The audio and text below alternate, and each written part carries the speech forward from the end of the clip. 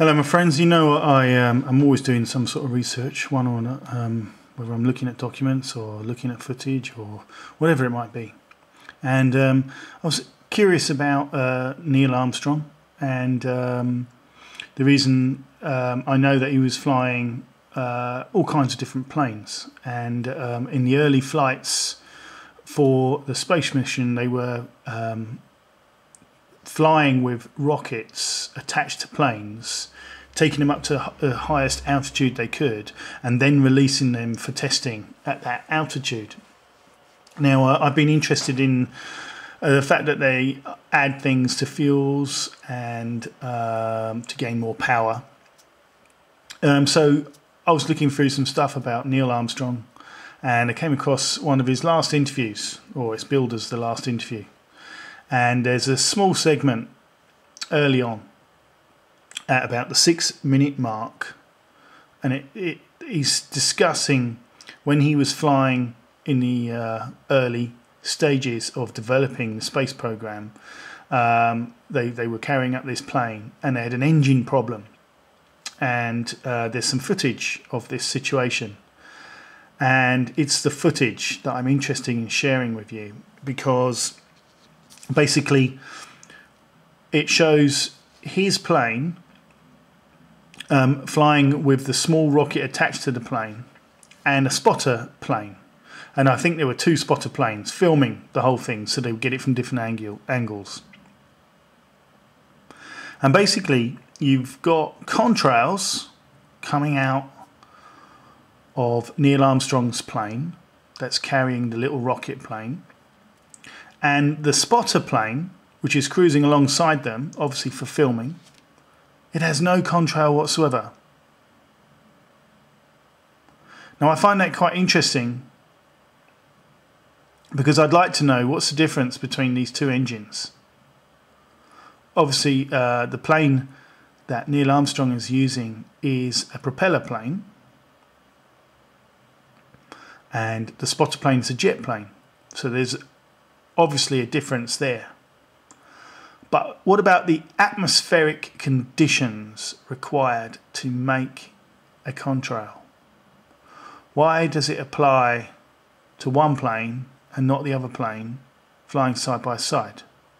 Now I'm certain there can be some debunking explanation, and there'll be there will be something to say this, but I find it perplexing, and I think it's just worth to watch and have a little think about. See what you think. I was a pilot of one of the 2 pilots of the B-29, carrying a rocket aircraft to altitude where it would release the airplane, and it would go doing the testing, and we were just providing the service, get the rocket airplane up to a starting point. And we were somewhere up above 30,000 feet when the governor on one of the propellers failed, and the propeller started running away, that is, going faster and faster and faster. And of course at some point in time it's going to explode. And so we had the choice of either slowing down to try to slow down the propeller, or speeding up so that we could drop the rocket. We chose the latter. You see, the spotter plane has no contrail. And almost instantaneously thereafter, the propeller exploded and blades cut through it was the far right engine, cut through the number 3 engine, cut through the fuselage of the number 2 engine, and left only the number 1 engine running. Okay, I'll just leave it there. It was interesting actually. There were 3 types of planes flying there. The propeller plane, which is the Superfortress plane, I think, and the jet plane, and of course the rocket-propelled experimental space plane, which I believe is a solid propellant and different types of fuel. But so there's 3 types of fuel being used there, potentially. Maybe not. Maybe the jet fuel, maybe the kerosene they're using for the plane was the same as the jet plane. I don't know. But there were 3 types of planes flying at one point there, and the jet plane had no contrail.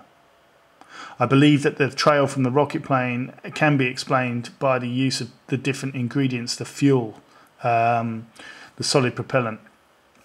But I'm not too sure about the propeller plane. But it's a strange thing that there were 3 planes at one point flying there, and one of them had no contrail.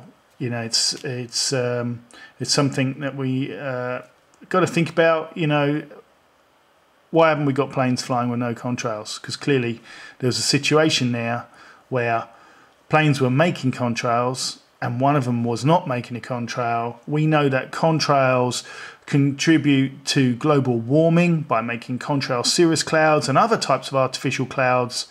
We know that the ice crystals from contrails can survive falling to lower cloud decks and will seed clouds and make more clouds at a lower altitude. And this is contributing to climate change. This is altering the weather. So there's a lot to think about there. If planes could fly with no contrails, like that spotter plane, why are not all planes flying with no contrails and really reducing the impact of aviation on climate change? Take care, my friends. Bye for now.